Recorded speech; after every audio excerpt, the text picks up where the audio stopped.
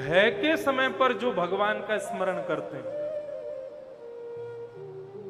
वैसे तो नहीं करते भगवान का स्मरण, लेकिन जब डर लगता है, जब भय लगता है, जब लगता है कि हमारी चोरी पकड़ी जाएगी, हमारी गलती पकड़ी जाएगी, हम बहुत बुरी तरह फंसने वाले हैं, तब क्या करेंगे? सोमवार के सोमवार व्रत रखेंगे, मंगलवार हनुमान जी पर चोला चढ़ाएंगे, उनको चना चनौरी और लड्डू का भोग लगाएंगे। क्यों? वो हम कैसे भी बच जाएं बस। या फिर कई बार फ्लाइट में बैठते हैं तो उसमें टर्बुलेंस होता है, तो जब वो हिलता है तो फिर लोगों की, महाराज अच्छों की हनुमान चालीसा निकल के आ जाती है। जय हनुमान का नूर सागर जगह लोग जाकर जनपुत्र। एक बार मेरे संग भी हुआ था ऐसा। मैं कभी कभी बताता हूं कथा में, जब मुझे पता हो कि पिताजी सुन नहीं रहे होंगे कथा, तब बताता हूं। उनकी भी कथा द्वारिका में चल रही है, वो व्यस्त हैं अभी, इसलिए सुनेंगे नहीं, बता दूं। मैं और पिताजी एक बार अमेरिका की राजधानी वॉशिंगटन डीसी से वापस आ रहे थे, एक ही फ्लाइट में थे। तो जैसे ही वहां से टेक ऑफ हुआ फ्लाइट, उसमें कोई टेक्निकल प्रॉब्लम पहले से ही थी, और उसकी वजह से 4 घंटा डिले हुआ। अब जिस तकनीकी खराब हवाई जहाज में बैठते हैं तो पहले ही डर लगता है, 16 घंटे बाद दिल्ली पहुंचाएगा, इसमें तकनीकी खराबी अभी भी होके चुकी है, तो वैसे ही उनको थोड़ा सा भय था।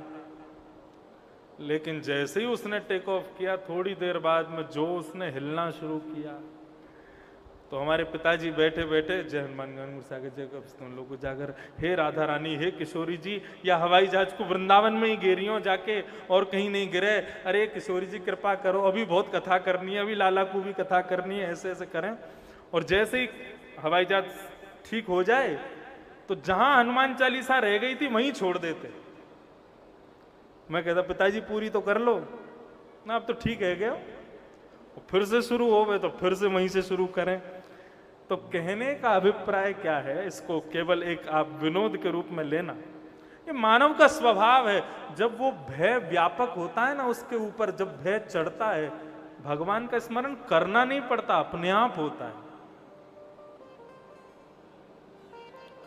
डॉक्टर आपको बता दे कि आपके जीवन के केवल 15 दिन बचे हैं भैया, तुम्हारा बीमारी जो है बहुत जोर से फैल रही है, उस समय भगवान का दिन रात स्मरण होगा। अरे कोई महामंत्र चला दो मेरे कानों के पास, मेरे लिए कोई पाठ बैठवा दो, 24 घंटे भगवान का याद करता रहूंगा मैं। भय के समय पर भगवत स्मरण करना, यह भी एक स्वार्थ के समान है। प फ ब भ और अंतिम आता है म, यानी कि मृत्यु जब समीप आती है। कथा में नवयुवक नहीं आते, कौन आते हैं? बुरा मत मानना सब लोग, हाँ। आंखों पे पड़ेगा जाला, नाक से बहेगा नाला, लाठी से पड़ेगा पाला, जरा जिंदगानी का। जब ऐसी स्थिति हो जाती है तब घर वालों से कहते हैं अब कथा करवा लो, हमको कथा में पहुंचाया। मृत्यु समीप आने पर भगवत स्मरण नहीं। बंधुओं, एक बात आपको स्पष्ट करूं, देखो आप सब लोग बहुत उम्र के बैठे हो, कई मेरे पिताजी से भी उम्र के होंगे, उनसे भी बड़े होंगे, सबको मेरा प्रणाम है। लेकिन ठाकुर जी का जब कोई नवयुवक भक्ति करता है ना, तो ठाकुर जी बड़े प्रसन्न होते हैं। आपने आकर के मुझको बिल्कुल शुद्ध माला पहनाई, ये शुद्ध मोंगरे की माला पहनने में मुझको सुख मिलेगा, और यही मोंगरा यदि सूख जाए, इसमें से दुर्गंध आने लग जाए, ये थोड़ा सा पुराना हो जाए, तो इसको पहनने में मुझे सुख नहीं मिलेगा।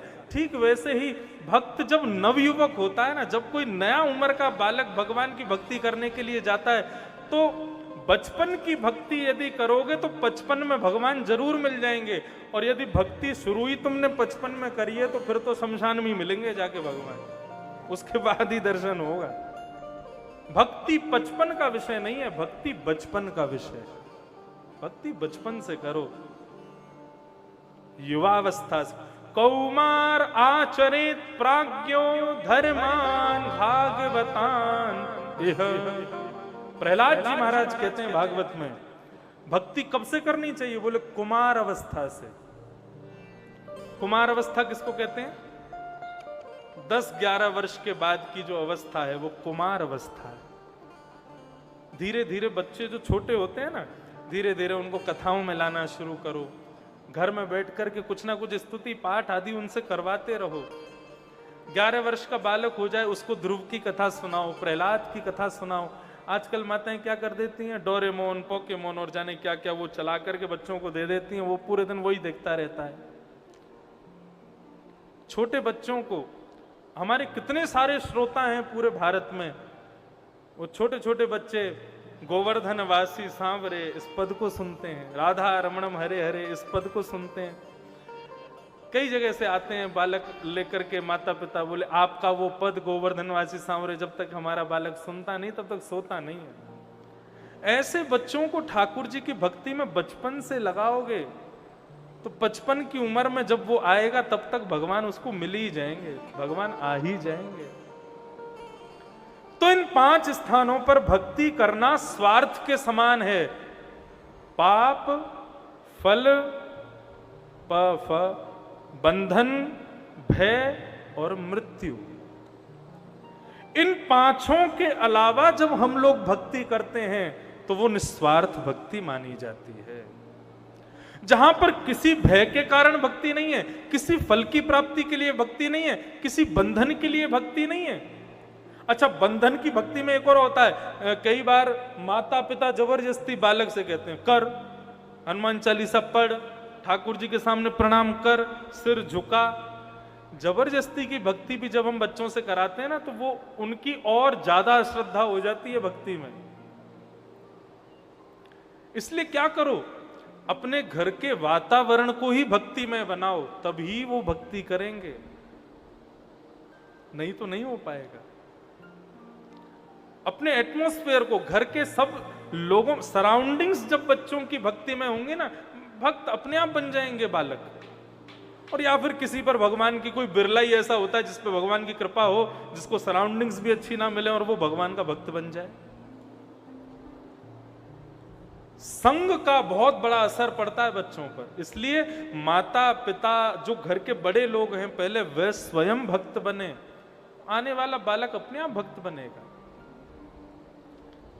सूर्य जी महाराज कह रहे हैं धर्मस्य यापवर्गस्य, धर्म अपवर्ग है, पवर्ग नहीं है। धर्म को अपवर्ग की स्थिति में करो, पवर्ग की स्थिति में नहीं। भगवान के 24 अवतारों का वर्णन किया। वैसे तो भागवत में 22 अवतारों का वर्णन, अवतारों का कई जगह वर्णन किया गया है। इस प्रकार ठाकुर जी के अवतारों का वर्णन किया। बंधुओं, इन समस्त अवतारों में जो कृष्ण और राम अवतार हैं, ये भगवान के परिपूर्ण अवतार हैं। इसका मतलब बाकी के अपूर्ण है, ऐसा नहीं। अंशावतार और कलावतार, 2 प्रकार के अवतार होते हैं भगवान के। अंशावतार का मतलब भगवान स्वयं नहीं आते, अपने अंशों को भेज देते हैं। और कला यानी कि पूर्ण अवतार में स्वयं संघ चक्र गदा पद्मधारी श्रीमन नारायण ही स्वयं अवतार धारण करते हैं। ऐसे 2 अवतार हैं राम और कृष्ण, जहां भगवान पूर्ण ब्रह्म ही पधारे। इस प्रकार अवतारों का वर्णन किया। फिर भागवत का परिचय बताया गया कि इस भागवत की रचना कैसे हुई। वेदव्यास जी महाराज ने बद्रिकाश्रम में सरस्वती नदी के तट पर विराजमान होकर के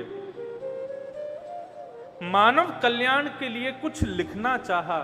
तब उन्होंने सबसे पहले एक वेद को 4 वेदों में परिवर्तित किया।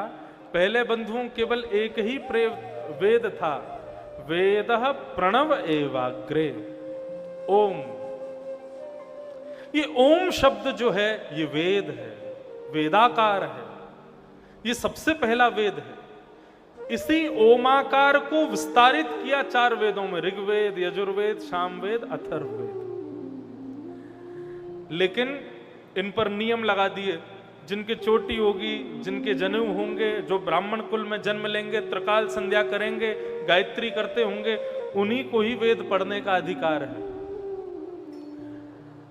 तभी वेद व्यास जी ने सोचा कि एक वर्ग के लोग तो बिल्कुल वंचित ही रहेंगे, और दूसरी बात, माताएं बहनें जनेऊ नहीं पहनती, माताएं शिखा नहीं रखती, तो माताएं कैसे वेद पढ़ सकती हैं?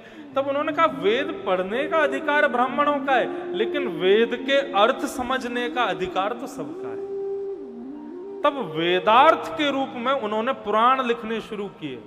वेदों के अर्थ में सबसे पहले उन्होंने 18 उप पुराण लिखे, फिर 17 महापुराण लिखे, लेकिन तब भी मन को शांति नहीं मिली। तब इतिहास के रूप में महाभारत को लिखा, मन शांत नहीं हुआ। तब श्री नारद जी का आगमन हुआ। नारद जी बोले क्या हुआ व्यास जी, वेद व्यास जी आप इतने दुखी क्यों हो? वेद व्यास जी बोले मैंने इतना सब कुछ लिख दिया लेकिन मेरा मन शांत नहीं हो रहा। नारद जी बोले मैं बताऊं क्यों शांत नहीं है? बोले बताओ। तब नारद जी कहते हैं कि भवता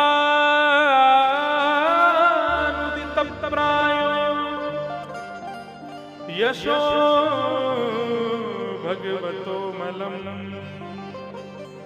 ये नैवासं न तुष्येत मन्येत दर्शनम खिलम। आपका मन शांत क्यों नहीं है? क्योंकि आपने चतुर्विध पुरुषार्थ प्राप्ति के मार्ग बताए, लेकिन भगवत प्राप्ति का कोई मार्ग नहीं बताया। मतलब धर्म कैसे किया जाए, अर्थ कैसे किया जाए, कामनाओं की पूर्ति कैसे होगी, मोक्ष कैसे मिलेगा, ये तो आपने सब जगह बता दिया। लेकिन जिनको धर्म नहीं चाहिए, कर्म नहीं चाहिए, अर्थ नहीं चाहिए, मोक्ष नहीं चाहिए, जिनको भगवान की प्राप्ति करनी है, ऐसे लोगों के लिए आपने कुछ नहीं लिखा। इसलिए वेदव्यास जी आप क्या करो?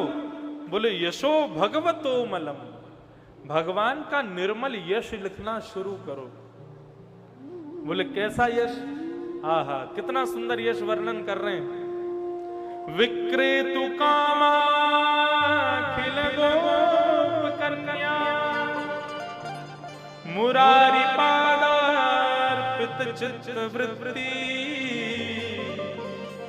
दध्यादिकं मोहवशाद्य वोच्य गोविंद दामोदर वे। ठाकुर जी का यश क्या है? वेदव्यास जी आपने सब जगह भगवान को भगवान के रूप में दिखाया, लेकिन कहीं भी ठाकुर जी का निर्मल यश नहीं लिखा। नारद जी वेदव्यास जी बोले आप ही कोई सुनाओ भगवान का निर्मल यश। तो भगवान की एक ब्रज की लीला सुनाने लगे नारद जी। कैसी लीला? बोले एक गोपी एक डलिया में बहुत सारे फल लेकर के उनको बेचने के लिए जा रही थी, और क्या कहती हुई जा रही थी? कोई सेब ले लो, अरे कोई अनार ले लो, अरे कोई आम ले लो, कोई संतरा ले लो। इस प्रकार से वो गोपी फल बेचने के लिए जा रही थी। इतने में क्या हुआ? बोले नन्हे से नंद नंदन जो यशोदा जी के इर्द गिर्द घूम रहे हैं, आनंद कर रहे हैं, जैसे ही उन्होंने सुना कि एक फल बेचने वाली जा रही है बाहर से, तो यशोदा मैया से बोले मैया मैं आज फल लेवे जाऊंगो। मैया बोली लाला तू लेके आवेगो फलन ने? बोले हाँ मैं लेके आऊंगो। तो फल वाली तो फ्री में देगी ना, फल वाली है तो कछु तो देना पड़ेगा तभी फल देगी। सोई ठाकुर जी दौड़ करके गए और जाकर के मुट्ठी भर के गेहूं लेके आ गए। अब छोटे से कन्हैया, छोटे से हाथ, छोटी सी मुट्ठी में छोटे से गेहूं, और गेहूं लेकर के मैया को दिखाने लगे मैया मैं ना फलवारी की झोली में गेहूं डाल दूंगा तो इनके बदले जितने फल हो गए वो मोकू दे देगी। 3.5 वर्ष के हैं कन्हैया बस। मैया कह रही अच्छा इन गेहूं ते फल लेके आवेगो तू? बोले हाँ मैया चल जा लेके आ। सो ठाकुर जी कूदते कूदते जा रहे हैं, तो हाथ में जो गेहूं लेके जा रहे हैं वो भी उछलते जा रहे हैं, गिरते जा रहे हैं, और ठाकुर जी फल लेने के लिए जा रहे हैं। तभी सामने से फल विक्रय करने वाली वो गोपी जैसे ही ठाकुर जी को आते हुए देखती है, ऐसी त्रिभंगी चाल, टेढ़ी मेढ़ी चाल चलते आ रहे हैं। छोटे छोटे चरण हैं ठाकुर जी के, और यशोदा मैया लाल जी के कमर पर कोंदनी पहनते ना बच्चे, ऐसे ही हमारे ठाकुर जी क्षुद्र घंटिका उसकी कोंदनी पहनते। मतलब कौंदनी में छोटी छोटी घंटी लगी हुई है ठाकुर जी की। क्यों? मैया जब यमुना जल भरने जाती है तो ठाकुर जी पीछे पल्लू पकड़ के चलते हैं, तो जब चलते हैं तो उनकी कौंदनी की छोटी छोटी घंटियां बजती रहती हैं। कभी कोई गोपी कहती है लाला ने कि यहाँ पे आ, तो मैया को पल्लू छोड़ के ठाकुर जी वहां चले जा। मैं फिर मैया ढूंढती डोले मेरो लाला कहाँ चलोगे हो? तो आज मैया ने ठाकुर जी की कौंदनी में छोटी छोटी घंटी लगा दी। जैसे ही ठाकुर जी इधर उधर जाते हैं सोई मैया को पता चल जाती, लाला वहां मत जावे, यहाँ पे आ। तो इसलिए ठाकुर जी के कमर की वो क्षुद्र घंटिकाएं बज रही हैं, पैरों के छोटे छोटे नूपुर बज रहे हैं, और अपनी मधुर मुस्कान के किलकिलाते हुए नन्हे से नंद नंदन हाथों में गेहूं लेकर के उस फल बेचने वाली के पास आ रहे हैं। वो देख करके मोहित हो गए। ठाकुर जी बोले सुनो। बोले हाँ लाला बोल। मोकू फल चाहिए। फल लेगो? बोले हाँ। अच्छा फल मुफ्त में तो मिलेंगे ना लाला, तो कछु देना पड़ेगा। बोले हाँ मैं तेरे काजे लेके आया हूं कछु। गोपी बोली काल आया है? बोले पहले अपनी झोली आगे कर। जैसे ही गोपी ने झोली आगे करी तो ठाकुर जी ने अपनी मुट्ठी खोली, उसमें एक ही गेहूं बचा था, और डाल के बोले अब या के बदले मोकू फल दे दे। वो गोपी उनकी उस मधुर छवि पर निहाल हो गई। ठाकुर जी के बगल में जो ठाकुर जी फेंटा बांधते हैं, उस फेंटे में कुछ फल बांध दिए, ठाकुर जी की धोती में कुछ फल बांध दिए, और उन फलों को बांध करके बोले लाला चलो जा। अब ठाकुर जी जो बिल्कुल सही से वस्त्र पहन के आए थे, अब जगह जगह से फूल गए और जगह जगह संभालते चल रहे हैं। कहीं से आम गिर रहा है, कहीं से सेब गिर रहा है, और इस प्रकार उस छवि को देख करके वो गोपी इतनी निहाल हुई। उसके बाद जब फल विक्रय करने के लिए जैसे ही आगे बढ़ी तो ये नहीं कहती है अरे कोई सेब ले लो, कोई आम ले लो, कोई संतरा ले लो, बस यही कहती है कोई घनश्याम ले लो, कोई नंद नंदन ले लो, कोई कन्हैया ले लो, कोई कृष्ण ले लो, कोई गोपाल ले लो, कोई गोविंद ले लो। विक्रेतु कामा खिल गोप कन्या। नारद जी बोले आनंद आया? व्यास जी बोले बहुत आनंद आया। बोले यही है ठाकुर जी का निर्मल यश। जब तक इसका गुणगान नहीं करोगे तब तक आपके मन को शांति नहीं मिलेगी।